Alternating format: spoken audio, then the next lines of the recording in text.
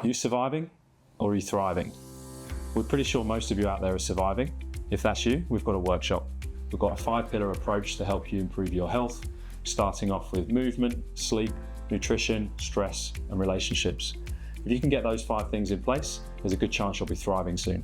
First place to start is our questionnaire. We've got a free questionnaire that we encourage you to fill out today, and it'll give you a score. It will tell you whether you are surviving or whether you're thriving. Our first workshop is going to be on Sunday, the 6th of April. We'd love to see you there. It starts prompt 8:30 in the morning. It's going to be a full day of testing, learning, experiencing. It's going to be hosted out of our Better facility in London, Marylebone. So if you can get there on Sunday, the 6th of April, please book now. We've got a special discount as well, half price for our first workshop, so only £100 for so much value. We really think it's a really great product. Today we are welcoming back Simon Cabot. Many of you would have listened to part 1, in which we attempted to cover all 5 pillars of our surviving to thriving model. But in the end, we got through 3 and our memory cards ran out of space. So here we are. We are ready to go again with the last of the 2 pillars. We also realized that we didn't cover sugar. So we're going to be chatting about sugar today in just the end part of that nutrition pillar. So let's go straight in there, Simon. So we've covered a bit about calories and calorie counting and how that can be important for weight management. But tell us a bit about how the impact of sugar in the diet can influence our nutrition. Yeah, sugar's, we crave sugar. It's evolutionary wise, it wasn't around very often, and fruits kind of where that evolutionary drive came in season, and when they were in season, you had to go for it. So we all know that we could eat, 10 Mars bars, but we'd really struggle to eat 10 apples. Yeah, sugar's kind of wired in us to kind of crave. And depending on what's going on in your life, those cravings can be influenced massively. But the other thing with sugar, particularly the processed sugars, is it doesn't really offer a lot of nutritional value. It certainly is good for elite athletes or someone who's doing a huge amount of training, but on its own, it's not really providing nutrients and minerals like an apple does versus a Mars bar. I'm interested by this idea as well of people craving or using sugar to give them energy. And I guess in the scientific version of that, it provides energy to the body. But does it make people feel energetic when you have sugar? I think, and again, correct me if I'm wrong, I think that initially you do get that little burst, bolt of energy as your blood sugars rise, but then very quickly the blood sugars crash. And that crash is then linked to more fatigue. And obviously, what are you then more likely to reach for? So interestingly, I guess what's driving those initial kind of cravings. Yeah, so there's almost a craving for more. So you have one, get the spike, you enjoy the spike for a brief moment, you hit the crash, you feel like you need more sugar, so you have more sugar, and that process just follows ad infinitum.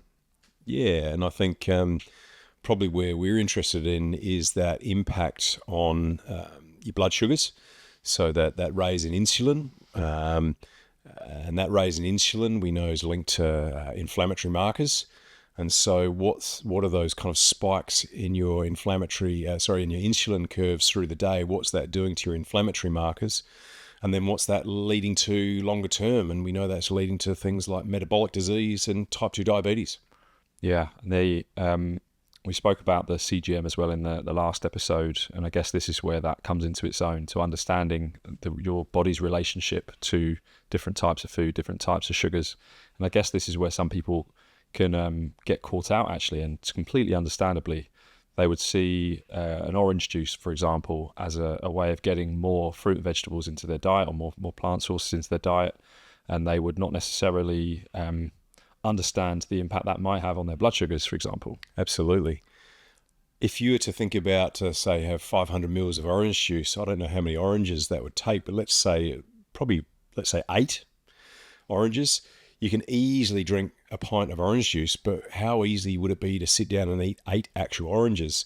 And what you're removing in that orange juice is the fiber, the insoluble fiber, and that insoluble fiber is really important to help kind of regulate those insulin levels. So I think if you see it in that way, that, for the amount of fruit to produce the juice could you actually sit down and eat all that fruit in a sitting in the same time you then consume that juice that you're having? And I guess if we go back to that evolutionary conversation, we certainly didn't evolve to be able to process orange juice. We evolved to be searching and eating fruit, so that in the end, the fruit fills you up via the fiber in the body, and it satiates you, and you cannot eat anymore. Although the sugar craving might be there, you get full quite quickly. And like you say, you can't eat 8 oranges, 8 apples, you would get full. So Absolutely. So we have bypassed that process as modern humans and found something very, very enjoyable to eat and high in sugar. So it gives us that big kick and that dopamine spike. But what it doesn't do is it satiates very well, and it's just not really having a very good effect on our health. And obviously removing that fiber as well, which we also mentioned last episode, is really useful for the gut biome. The gut biome is feeding on that insoluble fiber, and a lot of the fiber that's removed when juicing is that insoluble fiber. So, yeah, there's multiple effects that may not be known to some people, and they could be thinking they're having a so-called health food when they're having a juice, which we probably suggest may not be as healthy as you think. And then when you put it on a CGM, as I've done a couple of times now, you can see those spikes really readily. What's your opinion on the zero sugar drinks, diet drinks? How does that fit within your conversation with clients? Well, I think it is potentially a gateway to reducing calories, and hopefully a gateway into reducing overall kind of sweet intake. I think, there's mixed reports on how unhealthy they may be. They are chemicals in the end. I think maybe some dosage is okay. Again, I think people debate about that. But again, if you are still, you replace 4, full fat, sugary drinks of Coca-Cola with your diet Coca-Cola, the question I'm going to ask is, why are you still reaching for those sugary drinks? What could also be going on? And I often talk about, what's your relationship with food? Are you eating for pleasure? Or are you eating for nourishment? And so if you're still reaching for those kind of sugary, the sweetened drinks, is there something with your relationship with food or going on in your lifestyle that's kind of influencing your desire to have sweet things? And so, yeah, I'm curious about what your relationship, why are you consuming them for pleasure? Are you bored? Are you stressed? Are you tired? So, yeah, I'm interested in that. So we're talking a bit about sugar addiction here, I imagine. Certainly for some people that might be the case. In fact, I might even argue that most people will have a level of sugar addiction just based on the diet that we have in the modern world. So how do you link that into someone's wider health journey? Certainly as we're starting to broach into this conversation of relationship with self and relationship with food, how do you then work with someone on that? Well, like always, I think awareness is the most important start. So getting people to be aware that, what is going on for you. When do you reach for these sugary treats, sweetened or not? So I think it's again exploring the times of day or times of the week that you are reaching for them, and then trying to work back from there. What's going on for you? What's the link between that desire? We're both physios. We're sitting here as physiotherapists that very much deal on the majority with a physical injury, but certainly psychological work will be done within sessions, or at least an appreciation of that when we're delivering sessions, rehab journeys, whatever. I know a lot of people will struggle as physiotherapists, but also a patient of a physiotherapist to come in and have their relationships challenged, and whether that's with themselves, with their food, or whatever. So you seem to have been able to navigate that. And how do you think that? Let's maybe talk quite broadly about this concept of dealing with relationships within a health journey, because the reason I'm saying that is because most people don't speak about this within health. They speak about stress, and maybe relationships is kind of banded together. But you're very specific that they're two different things. Relationships is separate to stress. So firstly, why do you make that differentiation? And then secondly, how have you managed to integrate that into your physiotherapy and health related conversations? I think for a long time I've realized that difficult conversations are part of what we do as physiotherapists. And what I've also realised, there has to be a real non-judgmental approach and a curiosity to delve into this. And the other thing is asking consent. Do you mind talking about your relationships? Do you mind talking about this so-called insert difficult topic? And if I feel resistance, I'm going to back off. So I'm very much guided by where the patient's at. But I think if carefully crafted with questioning and a curiosity and being just curious and non-judgmental, I very rarely actually get pushback. I think it's actually the therapist that has more of the issues. And I think it's kind of confronting your own insecurities about that. And often people are so grateful to have these conversations. I often get a comment after a session, that's not what I expected, but it's exactly what I needed. And I think I've got it wrong, where I've pushed too hard too quickly. I may not have built up enough rapport, so building rapport is really critical. And again, that's another type of relationship that's really important. So yeah, I think that's how I broach these topics. And I also tend to not wait too long. I've found that if I kind of wait for the third session to broach all this and I haven't had any difficult conversations, then they're a little bit kind of blindsided when we do start talking about something a little bit heavier. So I think in a session, I will kind of, if I think we're getting to something a little bit more sensitive, I'll preempt it, say, look, we're going to go down some questions that may feel a little bit sensitive. You may not want to answer all these questions. Feel free to, just say you don't want to answer. I'm guided by you. But if you do want to share, give as much information as you want to share, and I can work with whatever information you give me. But equally, if you're not ready today, I might delve there again another day, but I'm guided by you. And I think this is where I've heard a very different take on it.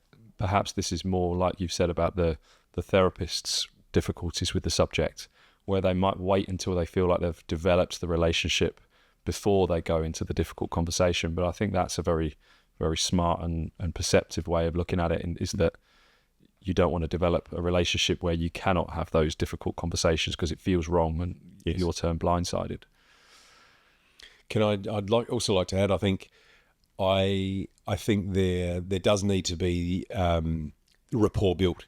So I think, that first 30 seconds is so important. And I really have kind of focused on that first 30 seconds. And the research knows this, that people make up a mind about you literally within seconds. So that meet and greet, how you shake their hand, look them in the eye, have a smile, open the door for them. All those little things are unbelievably important. And what it takes is you not thinking about yourself. If you've got your own shit going on or your own worries, that's going to be transmitted. So I'm really mindful that in that first 30 seconds, I am really observing them. What can I do to make sure this person feels totally at ease, totally comfortable? And I said, making sure that I'm focusing on all the basic rapport building skills that most of us know about. Yeah, we're almost now covering a slightly different version of relationship, which is the therapist relationship with the person who's there to engage in their health in whatever way. And it makes this is a very this is why I guess you've almost answered the question there of like why it's important to talk about relationships, because there's just so many parts of our lives that are wrapped up in different types of relationship. And even the 3 pillars that we've covered before, relationships, each one of those, quite often the success of making changes to that pillar is based on your relationship to something. Yes. So let's go there. Like, tell us about some of the different ways in which relationships can affect your ability to move better, sleep better, and make better food choices. Well, firstly, I think when we come to relationships, let's just be crystal clear. We are a primate, and primates always have intimate relationships within their little circle. So for us in our more hyper-individualized society, we often neglect the importance of relationships. And so every single thing we do is relationship-based, whether that's relationship with your boss or a co-worker or someone who you're managing. That's relationships with your parents, maybe with your children. That's relationships with the shopkeeper or the waiter in a restaurant. That's relationships with literally anyone. But interestingly, who I think the most important relationship is with? Self. Absolutely. So then where does that relationship with self come from? I imagine you've been with yourself for your entire life. So what are the things that shape relationship to self? Well, fundamentally, it's your experience from, and you could even say in utero, because there is a relationship with your mother in utero, and we know that the stress hormones of mother in particularly the last trimester can influence the fetus. And then particularly that first year where attachment theory comes in, and I think attachment theory is getting more and more press and kind of becoming more popular, as it should. What is attachment theory? So that bond with tends to be mother. But I think, in today's society, I don't think we want to just put it down to that. But obviously, a lot of the research is based on mother and child relationship and how attentive a mother is, how anxious a mother is, how calm a mother is. So all of these influence what a child perceives as their kind of value in the world. And then every other relationship that you build from then on. And those, as a child, you are mirroring what is kind of given to you by the key care holders that look after you. And that relationship then with your then kind of transmits into when you get to school and start to develop a larger social structure. And then we go to high school, going through puberty, where things get really hard. And I'm sure all of us that have gone through puberty remember the challenges of going through puberty. I don't think puberty is very easy. I don't know what your puberty was like, Charlie. I think we've all had our challenges. And then obviously we get into the big bright world where we've got to work. And then obviously, and the research backs this up, the most important relationship, other than the relationship with the self, is the relationship that you choose with the partner you want to spend the rest of your life with. And that, interestingly, from the Harvard longitudinal study that's been going on for many, many decades, where they've followed people literally for decades. I think the study started in the 1930s, and they've watched how these relationships influence someone's life. And the key predictor of health and happiness is who you choose to spend your life with. So be wise in who you marry. Yeah, if we just draw back as well to the childhood side of things, some of the work I've read from Gabor Mate in recent years very much talks about this subconscious choice the child ends up making. If they have a difficult upbringing, then they will still choose the attachment to their caregiver, their main caregiver, over necessarily what's their authentic self.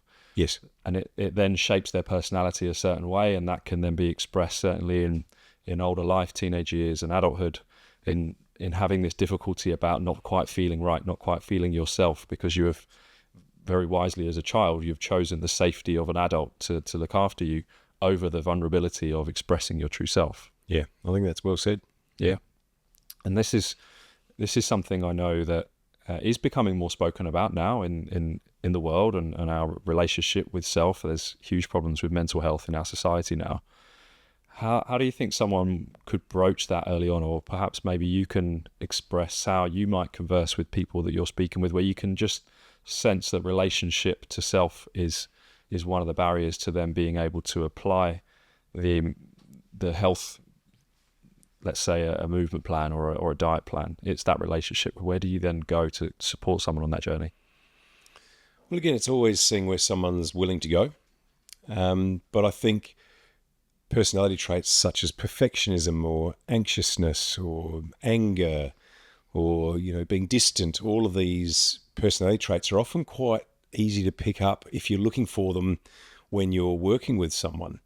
And so then it may be covert. You might be mindful that they're an anxious person, so you might be on a reassurance offensive. So yeah, you work out where they're at, and then you could do it, as I said, more covertly, or it might be more overtly, where you start to say, hey, I noticed you tend to really worry about things that may not be, maybe worth worrying. Have you noticed you worry a lot? And the vast majority of people know themselves enough to know that they're a worrier, or know they're an overthinker, or know they're a perfectionist. So I think it's then labeling it. And then again, that's the awareness. And from awareness, that's when we can start to change, if they're willing. And I think that's, that is always the caveat, because these things do become sensitive. So we just want to pitch where they're at. And sometimes that's where you need to refer on, but often just that awareness. And that's where psychotherapy is the branch of kind of cognitive talking therapies where you look at your childhood in a nutshell and working out maybe how your caregivers treated you, maybe influencing how you are now behaving today. And a lot of people can really join the dots, particularly people that have done a little bit of self-reflection. They join the dots very quickly, and therefore, once they can join the dots as to why they might be anxious, for example, then you can give strategies, say in CBT or ACT, acceptance and commitment therapy, CBT being cognitive behavioral therapy, by the way. We can give different skills and strategies for them to maybe make some changes over time. And like anything, I think these changes tend to be a little bit like an exercise program. They need to be practiced. They are not going to be amazing at the start, but with practice and time, these strategies become more second nature and change can happen. We're very familiar with the concept in exercise and even in diet, I think nowadays, that people understand you need to get the reps in. You can't just expect, and I've heard you say this before, I've probably even stolen that catchphrase from you, Simon, so I'll put that out there. It's definitely not from me, though. But people understand that in exercise, you're not going to suddenly you're not going to suddenly lose lots of weight overnight, certainly not in a long-term way anyway. But yet people, certainly I've even been guilty of this, when it comes to stress or when it comes to trying to change certain things with the way I think or the way I approach relationships in my life. I tried it once, didn't work for me. Yeah. Maybe that's just not the thing. But I've heard you speak about it, that you need to get the reps in. It's not necessarily going to be easy. In fact, it won't be easy. If you need it, it's going to be hard to begin with.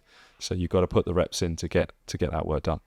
Yeah, and look, I can't remember which strength and conditioning coach I work with who just spoke about you got to do the reps, and it really resonated with cognitive strategies as well.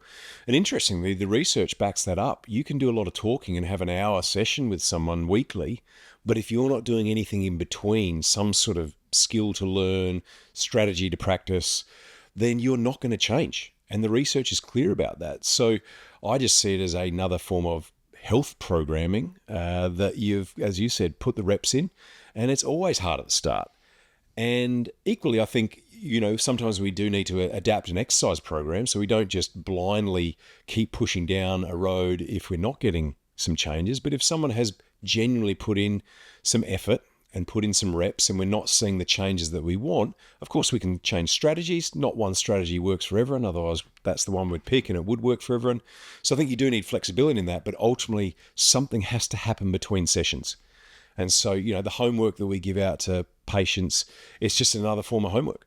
And interestingly, sometimes I find that homework is not only more beneficial, but more palatable to someone, particularly if someone is already very fit and healthy. I see this quite commonly with someone who I'll get patients from other physios. It's kind of a bit of my thing. And they're doing these quite comprehensive exercise programs, but they're very fit already. But by hell, they're giving themselves a hard time. They're beating themselves up constantly, not cutting themselves slack, really perfectionist in nature. And that in itself can be a much more useful strategy and sometimes a relief not to do something that they often think, I'm already strong here. So we can often focus on really that low-hanging fruit that we're talking on, something that may have a bigger impact, not something they may already have, pretty well in check. The type of person you're describing here who may well have some of these traits, people pleaser, perfectionist, overthinker, they can often be highly successful in the corporate world as well. Totally. No doubt you've seen these people who have climbed the ladder and done incredibly well professionally, but are still having these difficulties with their health, with pain, with anxiety, with stress. So I imagine for people like that, it's really difficult for them to see that this thing that has helped them so much in their life actually could be a part of the problem as well.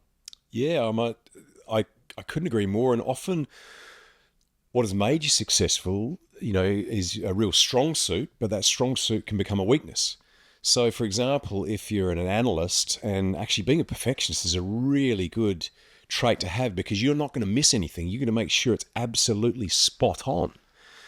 However, in other aspects of your life, being a perfectionist is really not very helpful, particularly in intimate relationships. If you expect your partner to be perfect, well, you're totally setting that relationship to fail because I don't know about you, Charlie. I'm far from perfect when it comes to my, personal relationships. I try my best, but, we want to cut ourselves some slack then. So what I often talk about is, in each given situation, is this trait that has made you very successful in this one domain, is that still a useful trait in another domain? Yeah, what you're describing here, it's just come to my mind. It's almost like you're periodizing your personality based on the situation at hand.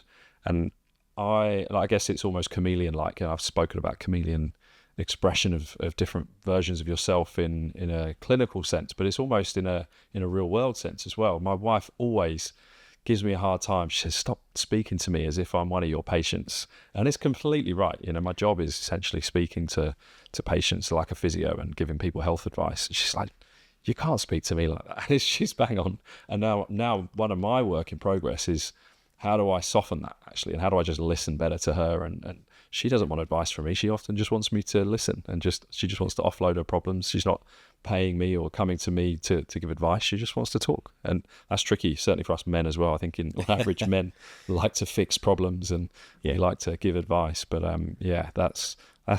maybe that's what it is. You've got to periodize versions of your personality based on the thing that's in front of you, the task at hand, or the person that you're with. I often, and I don't get this right, so, but what I try to think about is, I'll actually ask the person, do you want me to listen or do you want advice? Sometimes they say both. Sometimes they say advice. Sometimes they say listen. So if in doubt, ask. I think that's a really simple rule of thumb. The more clear you are with your questioning and your communication, then I think you're less likely to go wrong.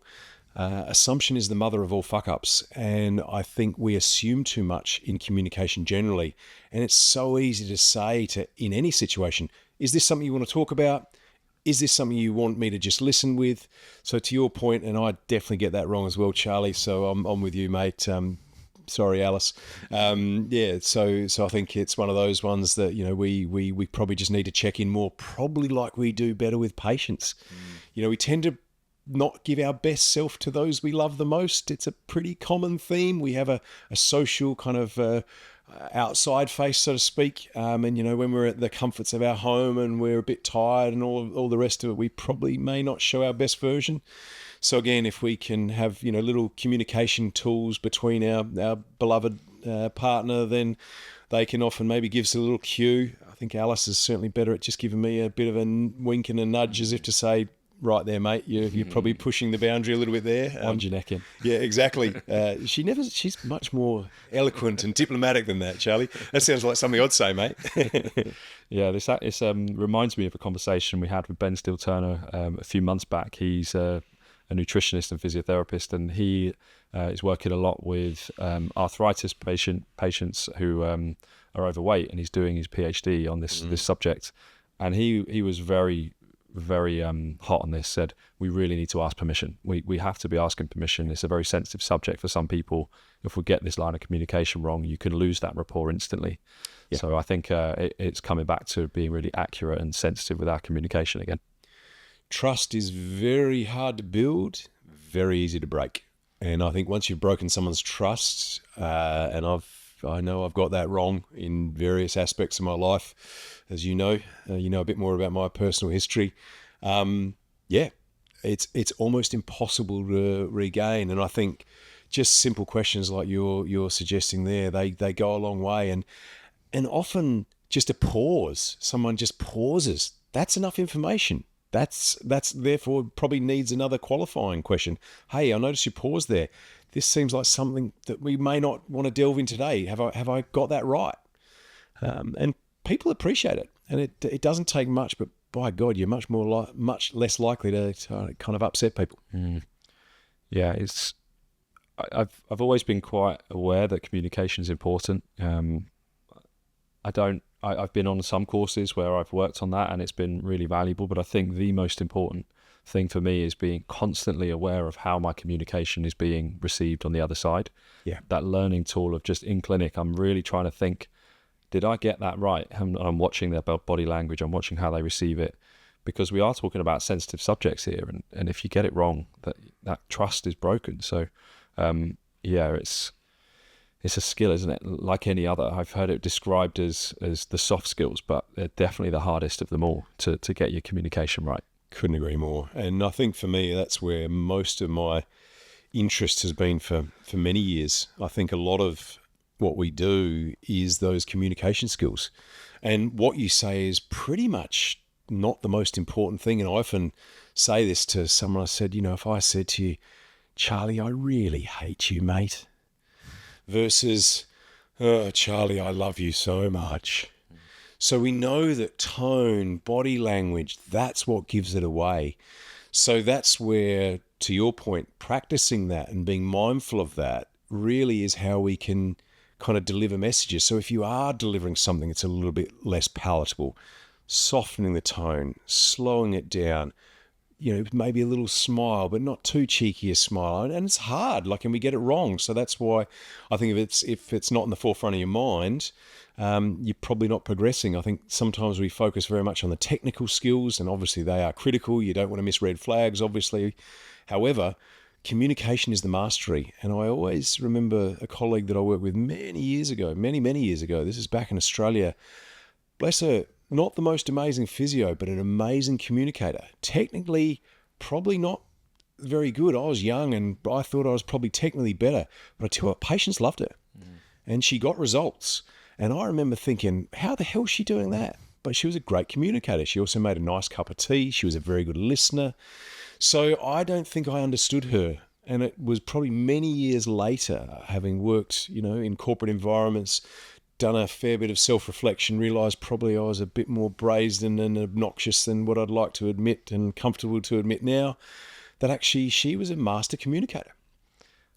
I think it almost feels on the surface like we're talking about the therapist here, the professional, but I believe this conversation here crosses over into pretty much all professional walks of life and probably in social walks of life actually as well. Everything. So all relationships. Yeah, I guess we are talking through the lens of being physiotherapists, but I genuinely believe these are skills that benefit everything, these communication skills, which as a result improve relationships, which is ultimately why we're talking about it. Yeah. And I talk about communication skills with patients regularly because I know I'll often say, so tell me what happened with your boss. Just tell me what was going on there. And we'll talk about it. I said, oh, what sort of tone were you using? Well, I was pretty pissed off, actually. I said, do you think you could hide that when you were communicating? Do you think that may not have been picked up? You probably were being perceived as passive-aggressive, actually. So yeah, I think this stuff is super important for relationships. And when someone is very technically good, I'll often kind of suggest them someone, do you know someone you work with who, when you're communicating with them, that you just feel at ease with and that you feel like they get you? And, what about them do you like? Why is it that you tend to gravitate towards them? And it'll always come back to, the way they talk to me or the way they listened. So those soft skills that they've mastered. So I think it's a really important thing to discuss with patients and people generally. Yeah, and another recent episode of ours with Nick Hanna. He's an excellent communicator himself, and he teaches other therapists about communication on his course. And yeah, he loves chronic pain treatment, and a big part of his methods and success is accurate communication, which I think is just telling that same story. Are there any other common conversations or common barriers that you see with patients that are related to relationships? So we've spoken about the boss there actually a little bit. We've spoken a bit about, actually, I feel like we need to delve a little bit more into the relationship with parents and how that can impact on health behaviors and a general outlook on life and pain, even pain perception. Yeah. Look, the relationship with parents is an interesting one because first and foremost, even if your parents may not have been amazing, we're always very protective. And so this is I think when we're talking about a boss, I think people are pretty easy to, if they've got a boss who's subpar, I think people are very happy to rip the shit out of them and, go into all the why they don't communicate and why they don't like them. And people make that very clear. Parents is a much more difficult conversation. And I think something that I always soften it with is, look, if we do want to go down your childhood, first of all, this is not about parent bashing. And I think, all the good kind of counsellors and therapists out there know that, we're not trying to bash the parent. And as I always say, your parents did the best they could with what they had at the time. And some parents didn't have much. And so it's almost looking at your parents through a compassionate lens of, what was going on for them? It doesn't mean you agree with how they treated you, doesn't condone the behaviour, particularly some of the more sinister things that parents can do around abuse and those sort of things. And I tend to, if that comes up, I'm always quick to refer on because I think that's very much out of my remit. But equally, I think you need to know, what was going on for them. And Charlie, you're a parent, I'm a parent, and anyone who's a parent knows it is the hardest job in the world. There's something about those kids. They mirror your foibles and faults, and they know how to trigger you better than anyone. So I think having that compassionate lens and looking at your parents with a view of, do you know what? They may not have been okay themselves. And, if you're not okay yourself, maybe your behaviour's not okay. As the expression goes, hurt people hurt people. So there's something in that for me where, it's a very delicate topic, but I always really emphasise and often continue to emphasise that, do you know what? They're not perfect. You're not perfect. I'm not perfect. Can we learn from what happened, though, to understand why you are where you are today? And therefore, from that, what can we do to help you going forward? I imagine for a lot of people, there's an acceptance that has to happen first, an acceptance of this is what's happened. I cannot change the past, to then allow them to be productive on their recovery going forwards. Well, that's the final stage of grief, isn't it? So that acceptance phase is something that needs to be worked towards, sometimes with a psychologist or counsellor. I've found actually a lot of people quite like that I'm a physio. It's almost I'm a bit covert. And the number of times someone has said to me, are you a therapist? I say, yeah, I'm a physiotherapist. And so if there's no significant mental health issues and we've built up rapport and I've checked that they feel comfortable to go there with me, I often find it a really nice space for them to explore. And particularly if they've done a little bit of reflection, maybe had some therapy before, then actually we can join the dots for them and maybe put some of the work they've done with therapists before into why this is affecting them physically. Because that anxiety, that depression, that anger, this perfectionism, all of these drive the stress response. And that stress response, as we know, is linked to muscle tension, is linked to health issues across the board. You've stolen my segue. That's exactly where I thought we should go now. And I think it's incredibly stressful to have dysfunctional relationships in our lives, either present or past.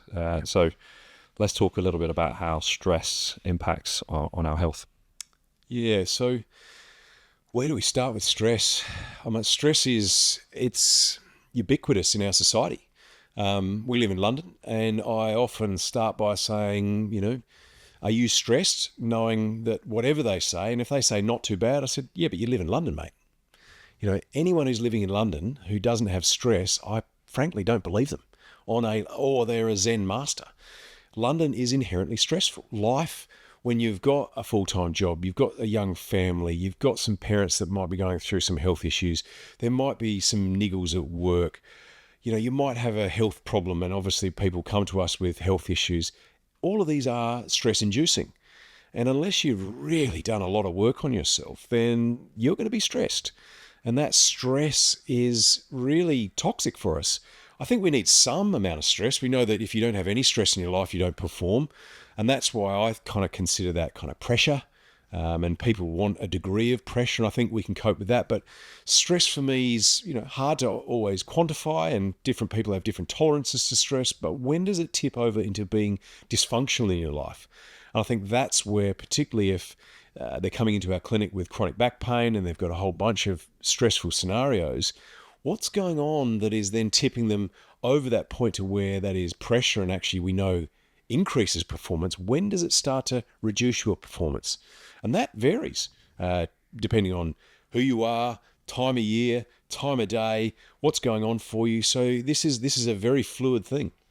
I think many of us who do enjoy the ride of business, the ride of the drive that comes and the purpose that comes with work, we're running our lives on increments of 30 minutes, 15 minutes maybe, that I'm rushing, I'm here, there and everywhere. And it's this concept of being busy, isn't it? And I think a lot of people also hide under a blanket of busyness, which is essentially covering up the stress in their life. Like you've differentiated that when you ask people, how stressed are you? And then you follow that up with, how busy are you? Yeah. Tell us why. I think people that cope well, particularly in corporate life, they are naturally resilient. I mean, corporate life is tough. And if you're someone who's naturally resilient, you're probably not going to say you're stressed. I've found that the word they use, the covert word they use, is I'm really busy. And that busyness, if not mixed with proper recovery and downtime, ends up being toxic. If you are busy from the moment you wake up to the time you go to bed, well, there's going to be some other issues in your health and well-being, and that could be sleep issues, it could be digestive system issues, that full gamut of things that stress can cause on not only your physical body, but your cognitive health as well. So yeah, busyness is a covert word for stress. Equally, as I said, someone might be very busy and then have really nice recovery strategies. So at the end of the day, they turn their phone off at 7:30. They have quality conversations with their loved ones. They exercise. They might do some breath work. They turn off their phone before they go to bed. So yeah, as always, you've got to delve deeper.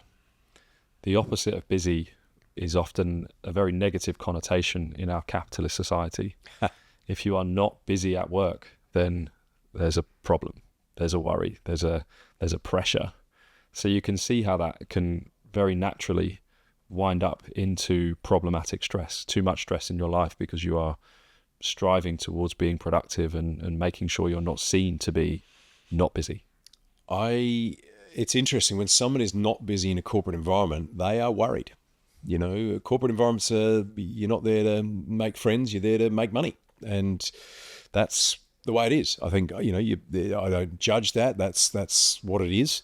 So I think, yeah, I know people, if they're not busy at work, if you're a lawyer and you're not getting billables, or you're in a consultancy and you're not able to bill your client as well, or you're not trading enough as in a bank, whatever it may be, you'd be worried. So yeah, there's a balancing act there. And equally, if you don't have enough going on in your life, I don't think you've got that impetus to get up and go. Stress is not inherently bad. That's why I think these words have different connotations for different people, and I like to tease out what these mean for individuals. And for me personally, stress is when it starts to become unhealthy. It's having impacts on your life that are not beneficial, versus pressure or drive. I think these things are, what means you live a full life. And, I don't want to be sitting around twiddling my thumbs. I do want to be active. I do want to be a degree of busyness, but that needs a healthy dose of recovery as well. I think optimal stress is often aligned with purpose, isn't it? Having a real purpose and meaning to what you're doing in your life, whether it's work or in your personal life. I've heard of someone quite eloquently put it that when you are, if say in your job you're someone in the middle of the rung, you could still be very, very much happy and purpose-driven if you have something outside of your work that brings you much more purpose, and maybe you're a leader somewhere else. It seems to be that the happiest people are leading somewhere or high performers somewhere in their life, not always at work. And yeah, this helps me understand how happiness and people being satisfied with their life and not always the high flyers. They come from different forms. The person who's maybe managing the football team at the weekend or volunteering somewhere very meaningful in their out of hours. And I've seen some corporate warriors that really just go there and they've really put their job into a compartment of like, this pays the bills, this gives me, the lifestyle that I want. However, their real purpose is, as you're alluding to, outside of work. And that could be an artistic pursuit. It could be a hobby that they really love. And that's the purpose that really drives them. And that's what kind of keeps them balanced and also puts their job into perspective. I personally think if your work is the main priority in your life, it's a bit sad. I don't think anyone on their deathbed is going to be glad they worked so many hours. And I forget the name of the hospice nurse from Australia who referenced the 5 things that people on their deathbed constantly said. And one of them was, I wish I didn't work so much. So I reference that often with someone and just ask them, is this what you want to be remembering your life for? And again, you need a bit of rapport to kind of have a very direct question like that. But I think questions lead to answers. And that's why, alluding back to what we were saying, if something's a bit sensitive, ask a question. And therefore it can be a loaded question, obviously, but that question then lets them allow to come up with the answer. And I have patients, I love my job. This is exactly what I want to be doing. I get so much purpose from it. I want to be as rich as I can. Great. If that's what really gives you purpose and that's what really gives you meaning, that's your call. I'm not quite driven that way. I like to have a lot of different strings to my bow in my life. I like exercise. I love being with my family. I love socializing with my friends. I love travel. And if anyone knows anything about me, I freaking love my job too. I love doing what I do. So I think I get something from all of it, but I know that if I just worked, I wouldn't be the happy person that I am generally. I'm not saying I'm always happy. I have my moments, but generally I'd like to think I'm a pretty content person. We're speaking about stress here as the negative form, but and you've also said that stress can be positive. I've often heard people talk that it's distress is the negative side, right? It's like you're in distress, and people can often go, okay, I think I now know the difference. Really, stress in a bad form feels distressing. What does that do on the human body when we are in distress? And let me just give you the opposite to distress. It's called eustress. So eustress and distress, eustress being the positive and distress being the negative. What I found fascinating, and my journey really began during the credit crunch when I was working in-house at Morgan Stanley, and it was unbelievably stressful. I was working in the building next to Lehman Brothers. Lehman Brothers had collapsed. Anyone who is working in the financial sector remembers what iconic time that was. And all the usual tricks and tools that I had just weren't working on helping people. And what I found with the impact of distress was there was such a wide variety of symptoms. No one was the same, but given enough distress, something started to break physically. And obviously there was the cognitive impact as well. And that could be irritable bowel syndrome symptoms. That could be bubbles, bloating, cramps, constipation, diarrhea. It could be skin rashes. It certainly could be aches and pains, and weird aches and pains. There was a guy I used to treat, his knee used to swell when he was stressed. And we did scans, we did imaging, we did all sorts.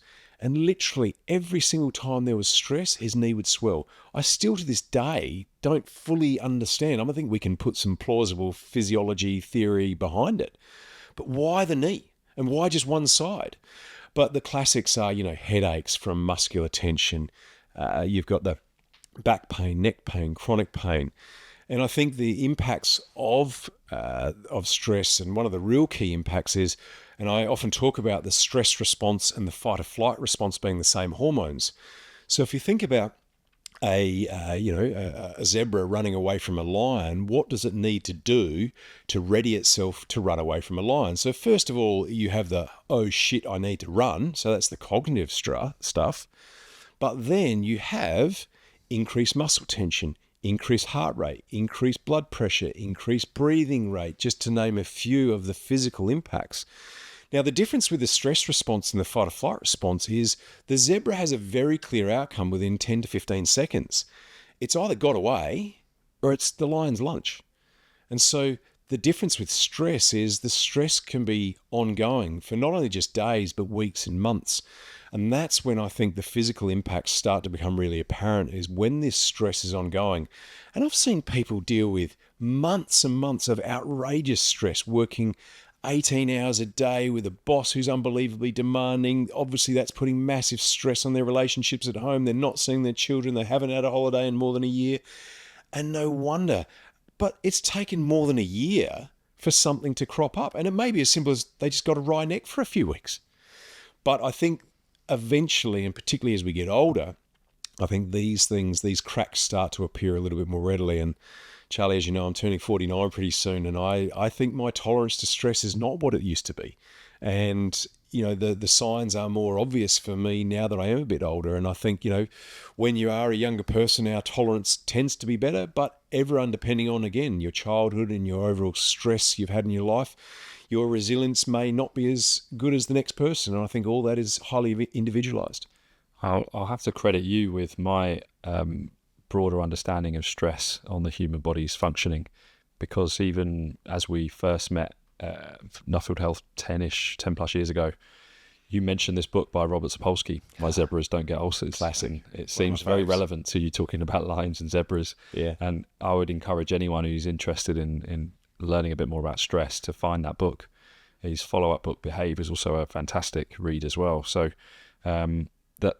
that's clearly something that, as physios, we should be very mindful of when we're treating people with pain. As you referenced, people have different manifestations of pain and different drivers of that. Certainly for me, the warning sign is if your pain is not following that mechanical pattern, it's not increased or decreased by a very predictable posture, movement, or load, it's different.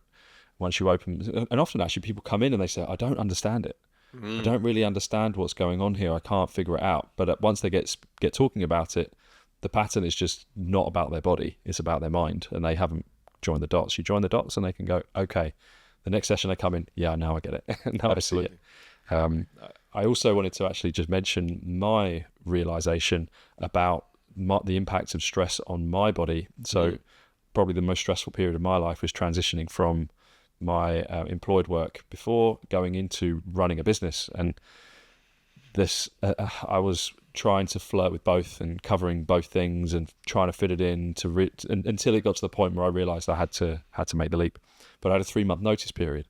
So I had 3 months of the most stressed I've ever been in my life.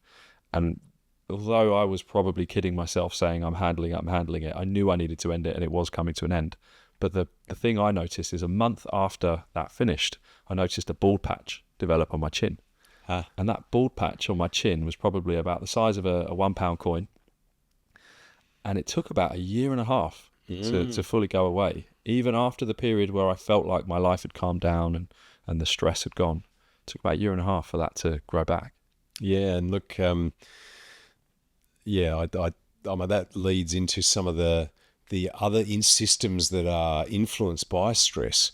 And first of all, I have to acknowledge that becoming the lion's lunch is an absolute catchphrase from Robert Sapolsky, and he's been a massive influence in my life from YouTube and the books I've read. And I think he's a wonderful storyteller.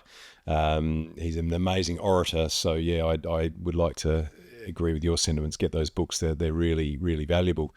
But there's 3 systems that are effectively switched off when you are stressed, and that's first of all your digestive system.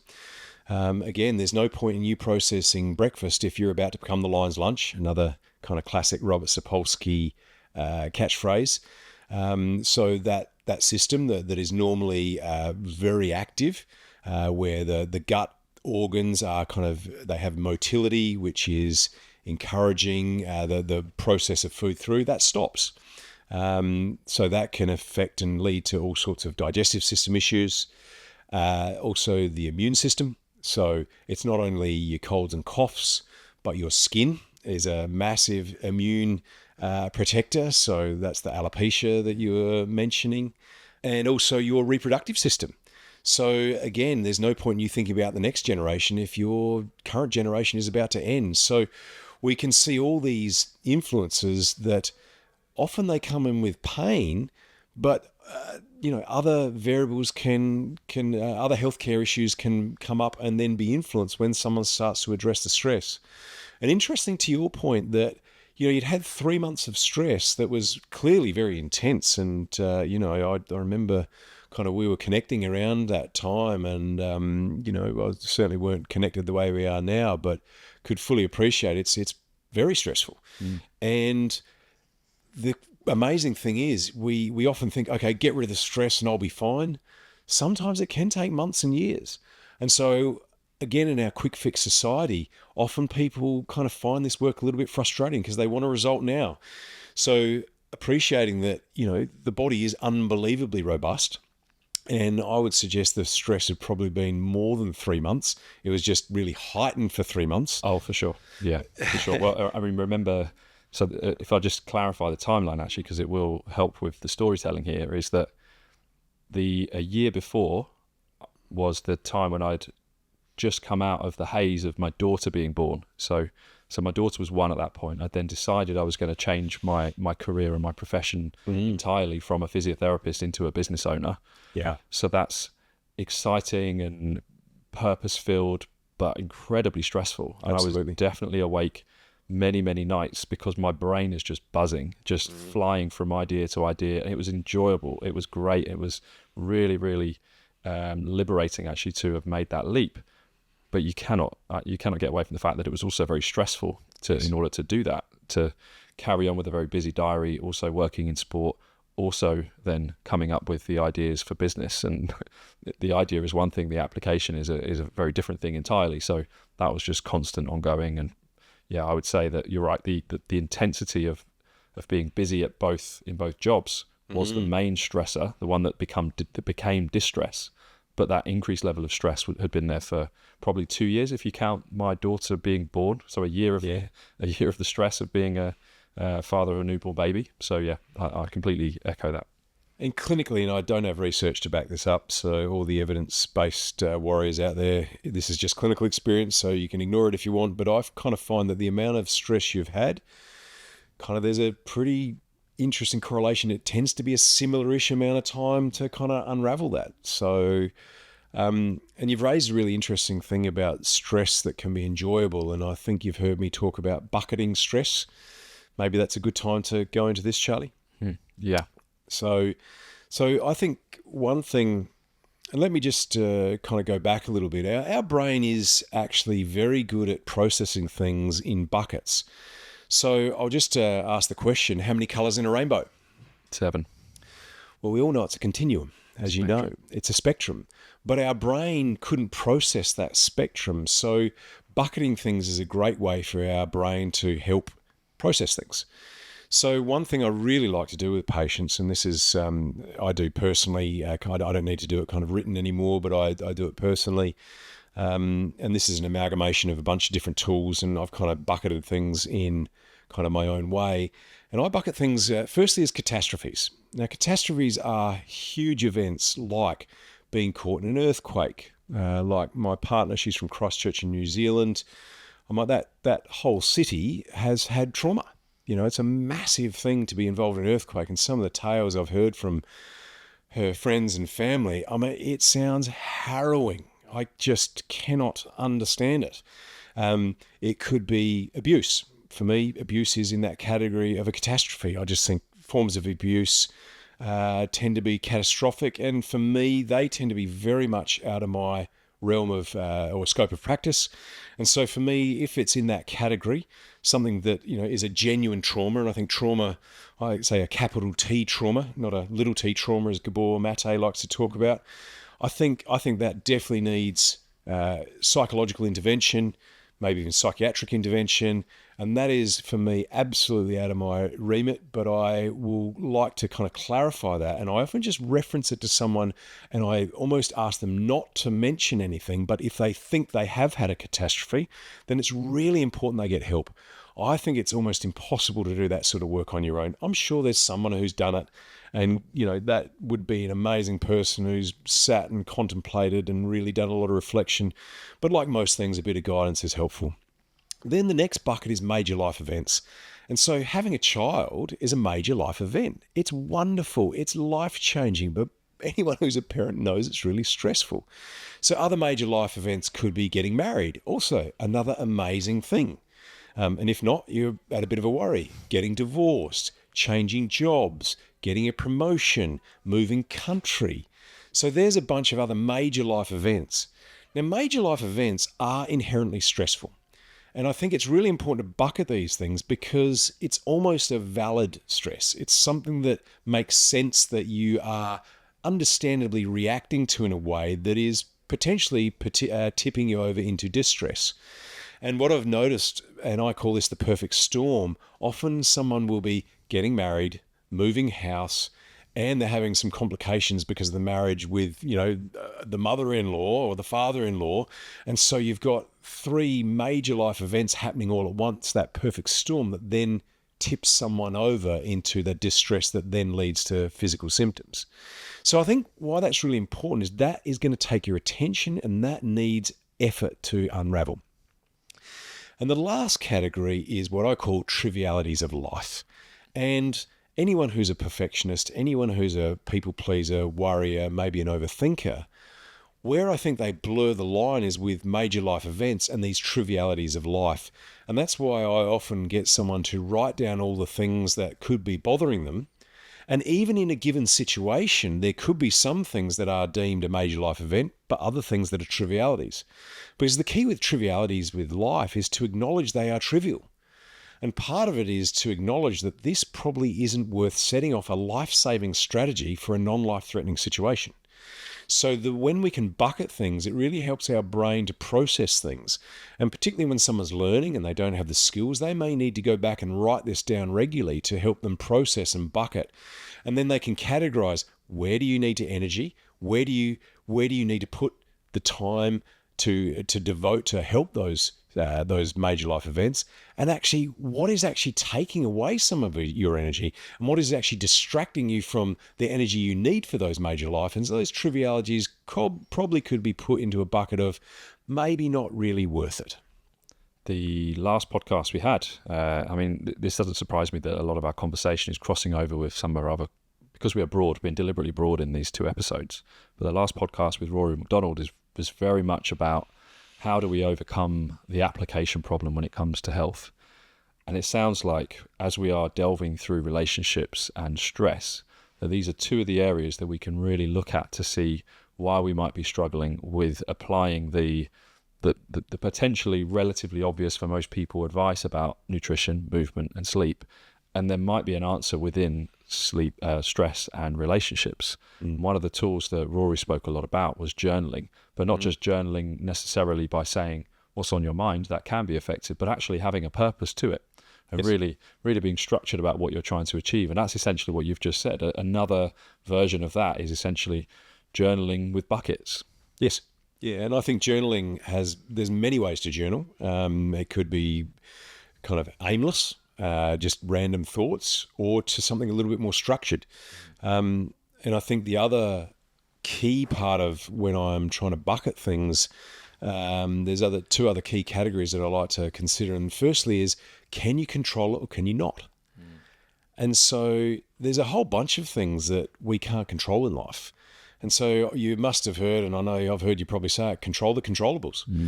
Because again, if we're trying to stop the sun coming up and we don't like the sun, or we're trying to stop the rain, that is futile, and we know that. And I think we need to be really clear in any given situation, is this something I can control? Yeah. And if you can't control it, again, by bucketing it, you start to then focus on what you can control. So I made a choice a few years ago to stop watching the news. And I know I've spoken to you about this before. Same, yeah. I don't watch the news. I don't read newspapers, but I do read the sports news because it brings me something different. I don't need to control the sport. It brings me entertainment. Whereas when I watch the news to see what's going on in the world, the vast majority of that news is negative. And I am very aware that I cannot stop the sun coming up. And we've had conversations before where you say, "Oh, have you heard about this thing?" No, Simon, I don't watch the news. Yeah. and you, I remember. But I guess that's my version of it, is that I know I can't control many of the things that go on in the world. In fact, almost everything that goes on in the world is outside of my control. But what I can control is what's within my own world, my own thoughts. And as a result, it's brought me a lot more peace about that. And that's a tip I think I accidentally learned it maybe. I think I maybe just sort of stumbled on this that worked for me, that I wouldn't watch the news.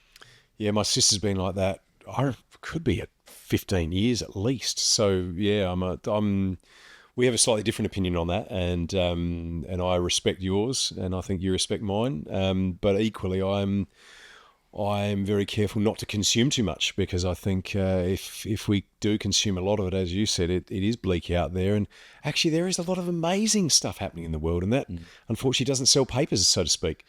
So yeah, control the controllables, and being really clear on bucketing. If you can't control it, then letting it go. And that's a great Stoic philosophy, and I love the Stoic philosophies. I think they are powerful, because I think they really bring you back to you.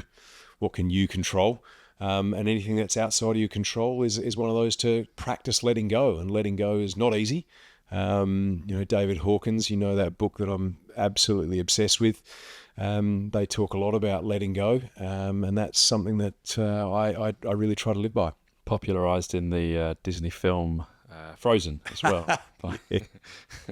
Sorry, it's very much on my mind at the moment. My daughter is You must have a obsessed with it. 4-year-old daughter. Yeah, absolutely obsessed with Frozen right now. Yeah. Yeah, my middle daughter's just become obsessed with it, and she's inherited all my eldest daughter's Frozen stuff, so she's pretty tickled that she can inherit it all. And beyond letting it go, as Elsa would say, what other strategies do you think you can help people with when they are struggling with distress and it seems to be a barrier to them living the life they want to live? So something that you kind of alluded to with your not watching the news, and this is another bucketing, is this helpful or is it not?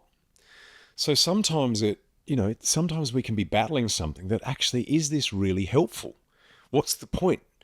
And as my dear sister says, my sister's been a bit of an inspiration to me, actually. She's a really amazing person in lots of ways. She's had her own battle with cancer, and she's a really kind person. And she often says, would you rather be kind or right? And so that's kind of leading to, is this actually helpful or is this unhelpful?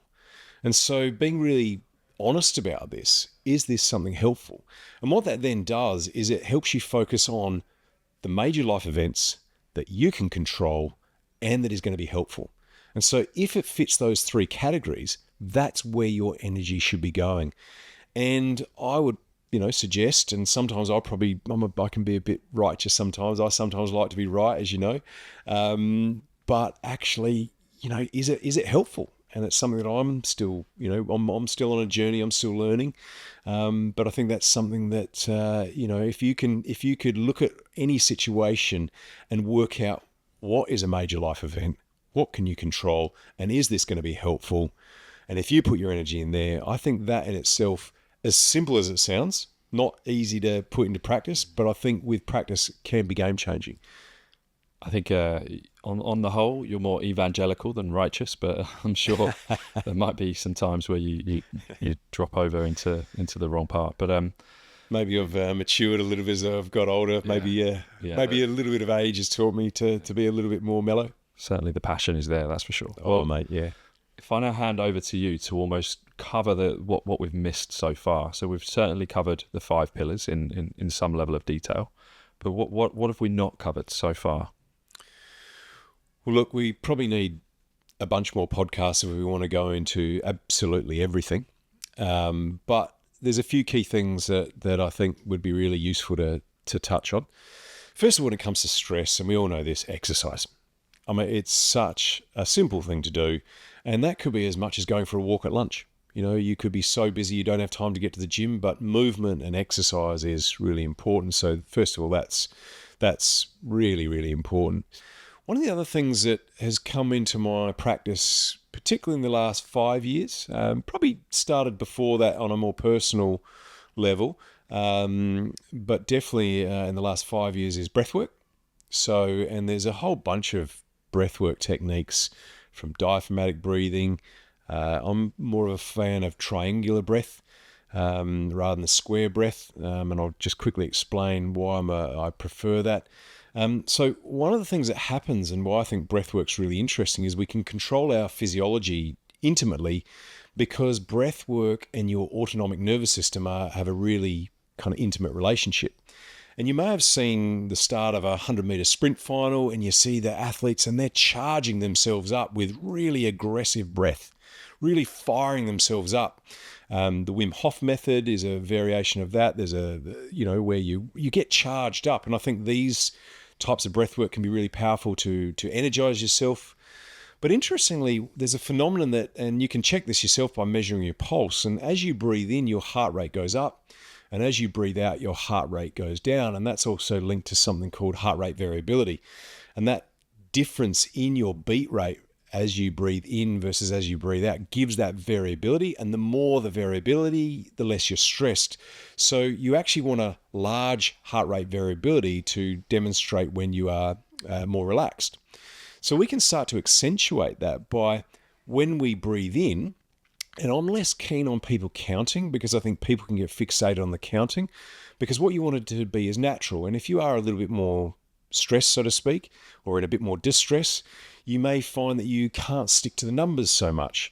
So, but what I do encourage is however many seconds you breathe in, you want to try and make sure you breathe out for longer. So that may be 3 seconds in, 5 seconds out, or it might be, as little as 2 seconds in, 3 seconds out. And I've seen that when someone is really anxious in the clinic, they've just come out of a meeting and they're quite wound up, it could literally be that difficult to control their breath. Now, I know for me, when I do my relaxation breath work, and I'm in a pretty good routine of doing my breath work, there's a couple of variations that I do, but I really do like the diaphragmatic breath work, particularly more at the end of the day to wind myself down. I can get into a routine of breathing in for as long as, say, 12 seconds and breathing out for as long as 20 seconds. And the easier I get into that rhythm is an indicator of how stressed I am overall in that day. So and there's you can flex it between where you're at, and I know there's on the Whoop, I think they do a 30-second in and a 60-second out. There's also the sigh breath that Andrew Huberman's a big fan of. I've had mixed results personally with it because I can see the data. Yes, there's research for it, but I'm always about there's research, but that doesn't mean it works for everyone. I personally get a lot of impact from the diaphragmatic breath, the extended diaphragmatic breath. The reason why I really like it is you can do it anywhere, any stage, doesn't cost anything. You can literally be in a meeting and you can just go back to your breath and start to focus on that. And that's something that I find really powerful. I think some of the other things related to stress, as we mentioned, is journaling. And again, you've got the more structured versions. And again, that's aligned to some of your CBT type stuff. Your CBT stuff is kind of writing down, here's a thought. How likely is this thought? As in, what's the probability of this thought? If the worst case scenario was to happen, do you have a solution? And then you could put it through those other frameworks. Is this a major life event? Is this controllable? Is this helpful? So I think journaling is something that has lots of different ways in which you can get benefit from. It's something I dabble with. It's not something that personally I get something from. I've found I guess I can actually do it inside, and I know that I get the feeling. So I kind of check in with that. And one of the other things with stress, I think, is starting to really get to know your personal reaction. Where do you feel it? Is it in your throat? Is it in your abdomen? Is it, kind of lower in your abdomen? Is it in your chest? Is it you get your headache? And something I really like to do with people to kind of explore stress. And why don't we just do this little experiment now? Is I get someone to shut their eyes. So if you want to shut your eyes, obviously if you're driving, please don't do that. We don't want that. We don't want any accidents. So if maybe come back to this, and I ask someone to, think about that stressful situation. Think about who it is, what's going on, and really go back to that stressful situation and really, what was going on, what was being said, and really get a sense of where you feel that in your body. And I think if you can kind of charge that up and, what was going on and really repeat that situation in your mind, you'll get a sense of where you have that feeling in your body. So that then starts to become the barometer of, okay, when am I starting to tip over into distress? And then I often ask someone, what did you have for breakfast? So we just want to break their thought.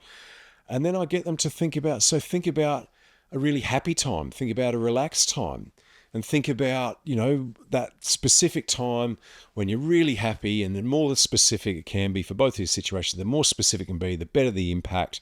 So think about that time, who was there, what was going on, what was being said, think about what you could see, what you could feel, and then get a sense of where you feel it in your body. And I do this pretty regularly in clinic, and the vast, vast majority of people I ask, did they feel different? And I'll ask you, Charlie, because you were good enough to do it while we were doing it.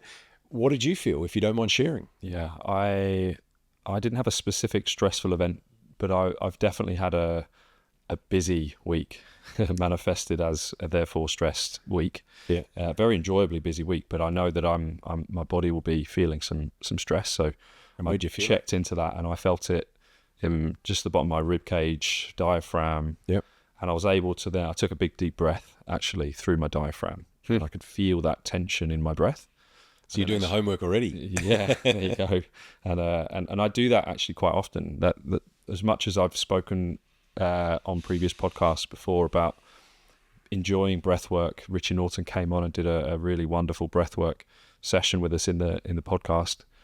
The thing that I've struggled with is the application to the breath work. So now I still don't get the regularity that I would like, but I've figured out a way of building it into my routine, and I can take those few diaphragmatic breaths when I'm feeling a level of tension, a level of stress.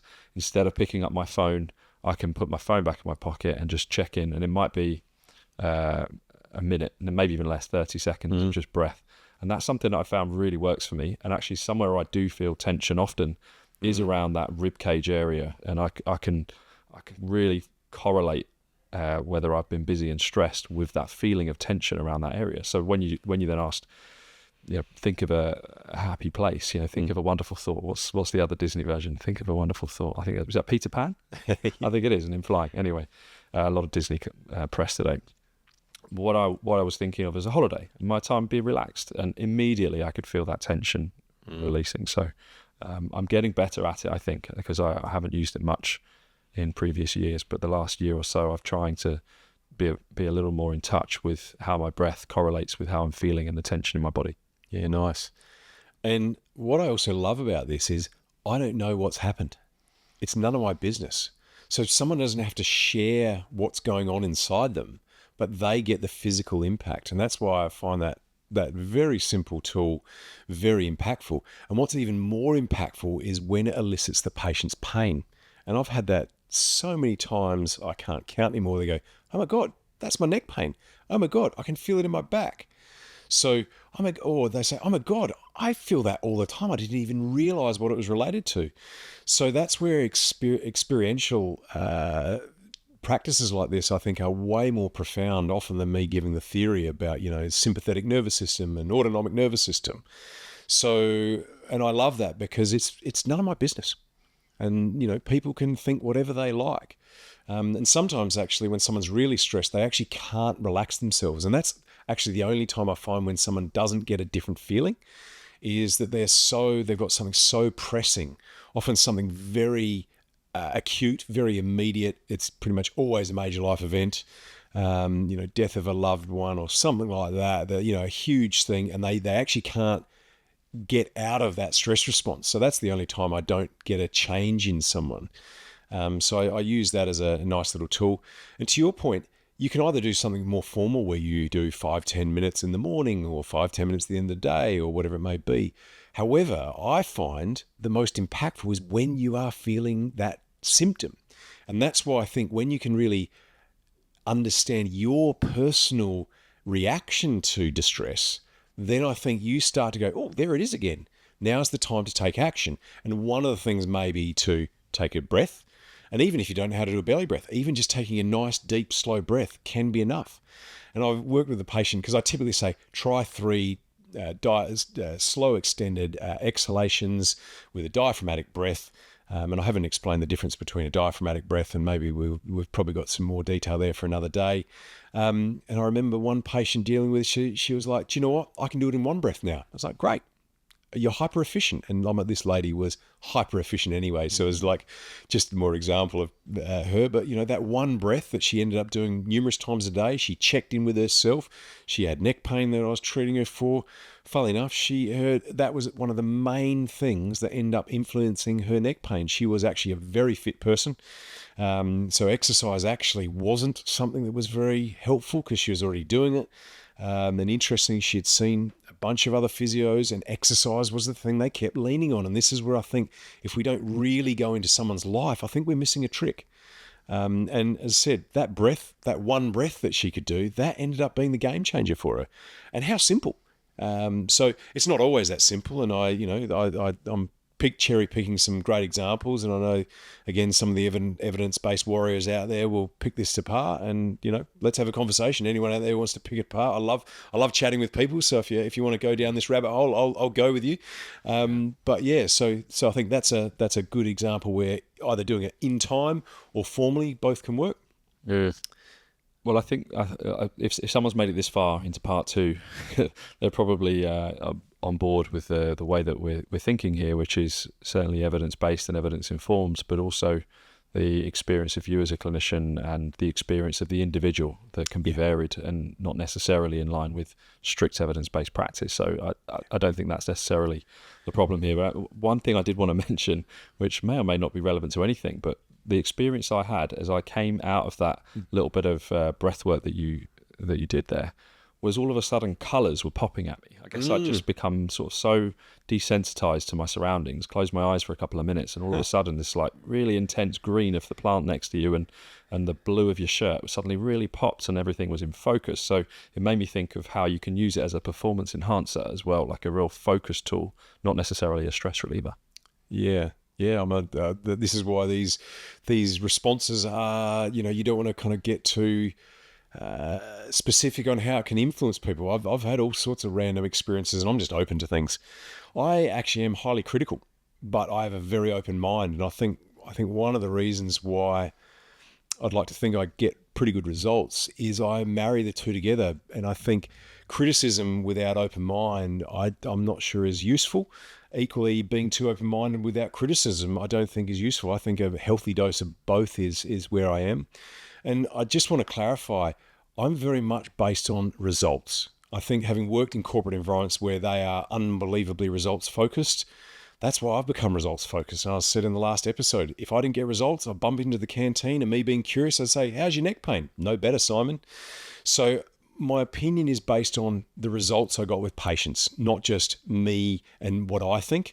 And I think one of the things that I've realized is the more work I have done on myself, I'm not actually interested in what I think anymore. I'm much more interested in what happens to the person in front of me and how can I influence that with what I'm delivering, but what happens to that person without judgment.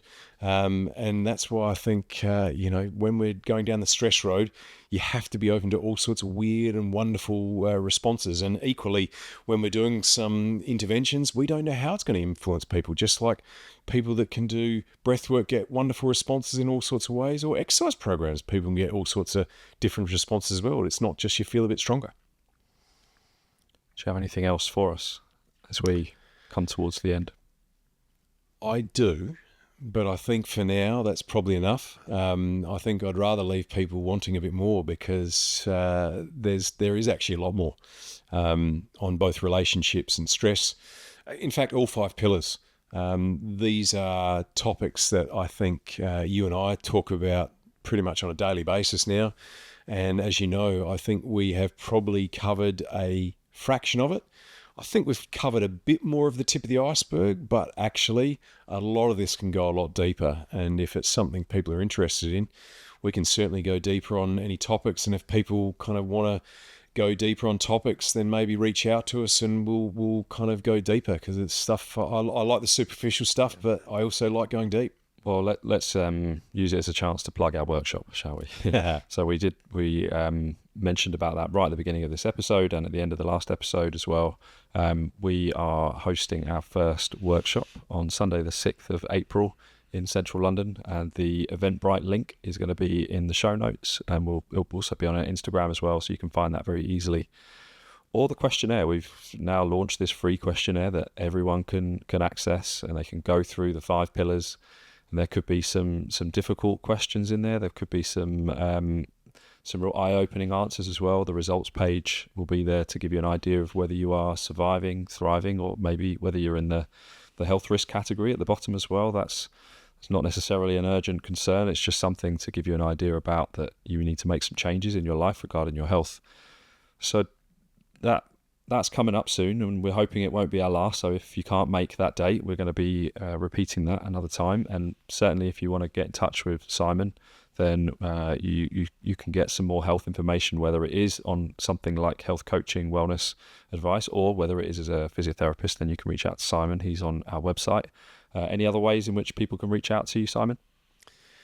I guess I am on social media, and I'm going to be firing that up. As I said, I was doing it for a while, but kind of had a few personal things that I've been working through and didn't allow me the time. So I'm called The Pain Coach on TikTok, and on Instagram I am the.pain coach.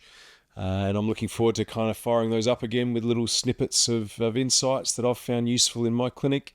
to help people. And as I said, it's all about helping others. I think one thing that I've realised in life is once you kind of sort your own stuff out, there's nothing else really left to do is help others. And so I feel passionately about helping others. And that's why I love working with you, mate. We have the same drive. And I'm looking forward to doing this again with you at some stage. Let's finish off, because we didn't do this in the last episode. We had to finish because of our memory cards running out. What does Better Never Ends mean to you, Simon? It means a lot. First of all, it means you. And that's been a wonderful journey. But I think it's that growth mindset. And I think a growth mindset is really important in life. I see fixed mindset really linked to chronic pain, actually. I think it's linked to dysfunction in life, in relationships. So Better Never Ends for me, probably if I had to really distill it into one thing, it would be that growth mindset. And if we are open and willing to accept that we may not know everything, that we may not have all the answers, then actually when we are open and curious, opportunities come up. And the wonderful thing that I've realized with life is you don't know what that opportunity would be. And I've found that when I'm open to life, and I remember when I first traveled around the world by myself, I was just open to opportunity, and I had adventure after adventure. And that's probably more a tale for the pub, because I've got myself into all sorts of shenanigans. But I think now as a guy who, a devoted family man and really committed to health and well-being, those opportunities, you don't know where they'll come. And look at where we are today. Amen. Thanks for listening to today's podcast. This podcast is sponsored by Better, provider of health and wellness services in central London. We really believe that we can help people feel better and live better. You can book in for face-to-face services at any of our 3 London clinics. We have one in Marylebone, one in Soho, and one in the city. You can also follow us on Instagram at Better Never Ends, or head over to our website for more information about the clinics or the podcast at www.betterneverends.com.